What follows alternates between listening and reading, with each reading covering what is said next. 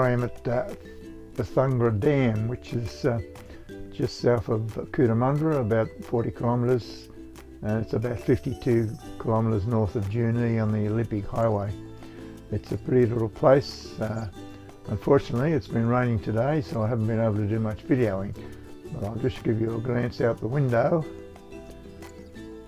and that's what I wake up to of a morning, which is absolutely beautiful. When I arrived yesterday, it was quite sunny, quite hot actually.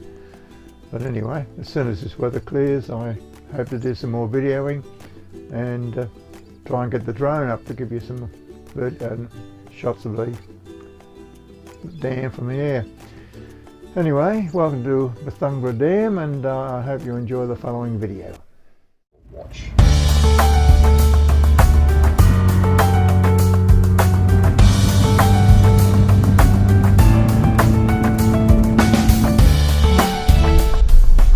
I'm on the Waterworks Road here, which is the road into the dam. If you're coming from Canola, the turn-off is just to your left before the town of Bethungra, and obviously if you're coming from Junee, you would pass through the town and then turn right. You go into the viaduct and onto this road. The road's quite good. It's a bit dusty, but it's pretty good. It's funny, I came away with tracksuit pants and flannelette shirts and one pair of shorts. I should have done it the other way around, I think, with this weather. I mean, I'm looking at the thermometer in the car now and it's 34 degrees. So just set my air conditioner on. However, you can't pick the weather, but there is rain on the way, I hear. It's late Friday, early Saturday. They're expecting about 15 mils of rain, which they'll really need down here. So I'll be moving out Friday because I'm parked fairly close to the dam water, and I think it'll get fairly boggy there in the wet, so I don't want to get caught. I've been caught before in mud, and all I got was the back wheel spinning around. I had to get towed that day, and that was up in Queensland a couple of years ago. Now, just over this hill is the entrance to the camp area. There are two cattle grids to go through. The first one was really, if you hit it too hard, you'd shake your car to bits. And certainly if you've got a caravan on, you want to take it slowly. You'll see when we get there. We're just coming up to it now.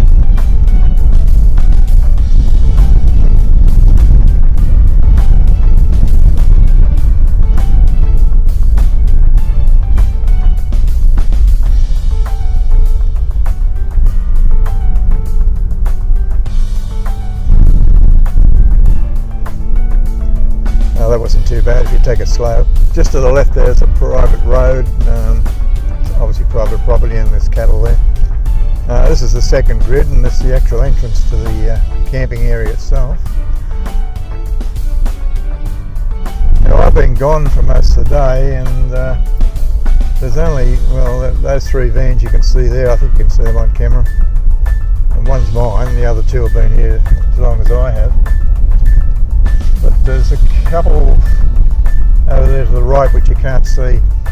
You're allowed to stay here for 14 nights, which is pretty good. Most camp areas specify 7 nights, but this one's 14, which is quite good. Now, as you can see, I'm down near the dam water. The dam water, yeah. But if we got much rain, I think it'll get fairly muddy and I wouldn't get out, so I'm not going to chance it. But it's only Wednesday, so I've got all day tomorrow and to muck around and chill out, as they say. Anyway, here we are. I'm going to run out of my lead there. Here we are at the water's edge at Bethungra Dam. First off, we'll take a walk up to the dam, where the dam is, It's quite a pleasant walk. It's a fair way up, as you can see as I try to focus there. But it's a pleasant walk, and when we get up there I can show you the dam wall and give you some information on when it was built and why it was built.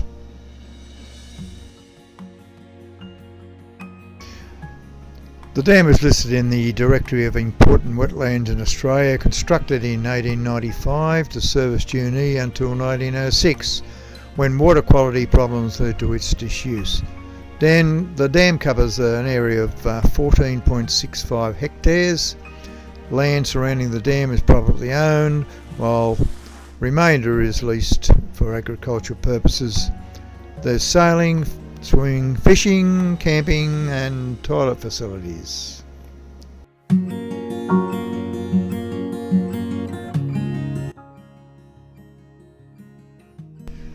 This is in addition to the walkway, which has obviously been added, and it gives you a nice view of the water, and also on the other side of the creek where cattle are grazing.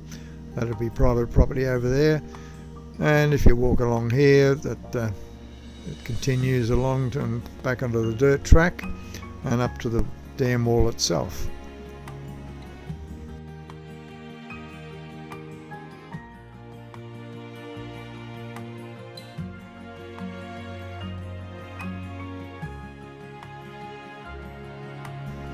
Okay, this is the dam wall. On a scale of 1 to 10, I wouldn't call it a huge dam, but when it was constructed, apparently it was obviously to supply water to Junee.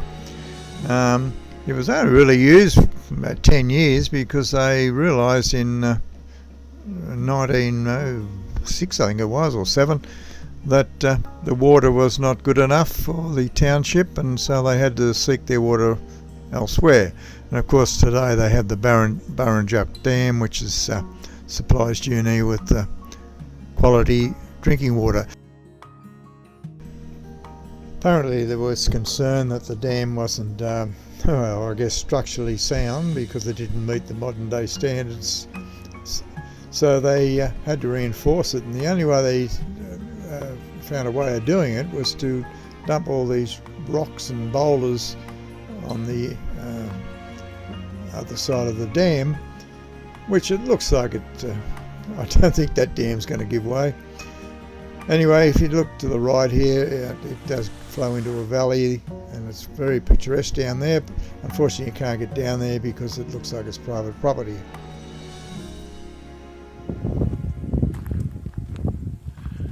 Okay, well that's some shots of the dam. Oh, it's a bitterly cold day here actually. The wind's coming from the south. It's quite cool. Excuse me. I've been up to the top up here, and it's quite an effort to get up there, and I think it's just as big an effort to get back. But that's the dam and the creek that supplies it. Quite good.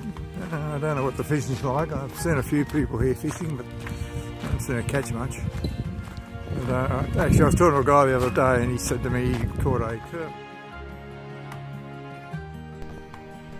A lot of the area is covered by these nice, pretty yellow flowers, and I'll just let the music take you away.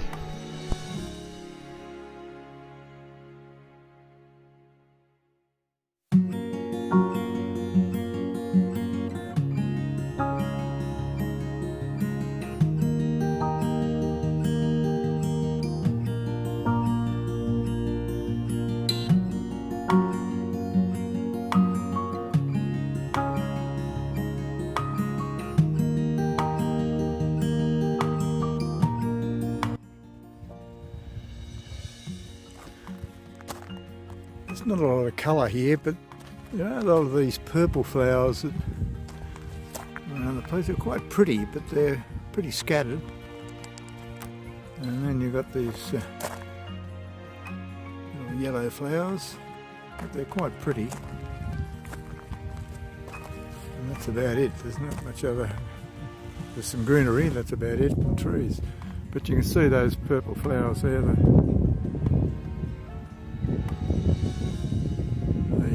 spasmodic, they're all over the place, but quite pretty.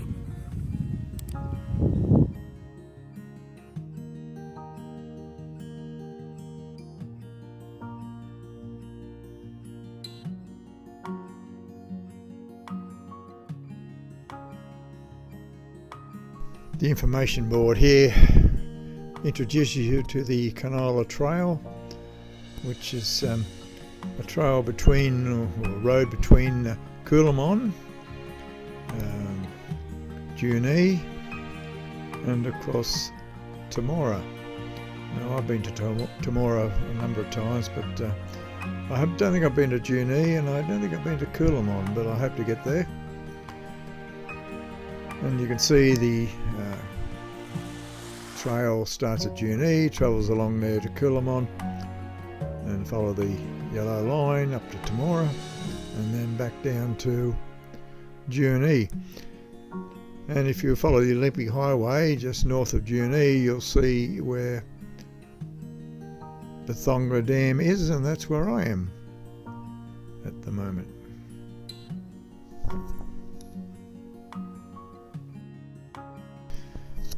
This is the road above the camp area. If you just look down to the left there, just amongst a clutter of trees there, you'll see a toilet there. It's a drop toilet. It's the only one here. But anyway, it seems to do the job. And this is a sweep of the main camping area. It's not level, but you can always chock your caravan wheels up to even it up. It's quite okay. It's not steep, it's just not level.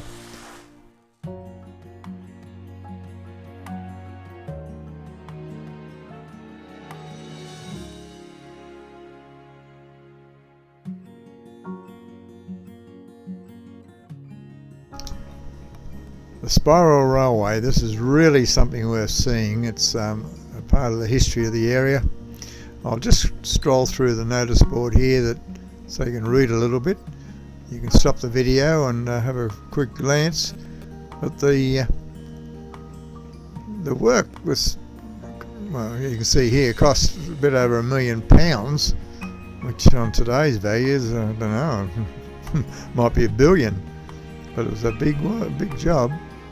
I have constructed a observation area, which we're going to go down to now.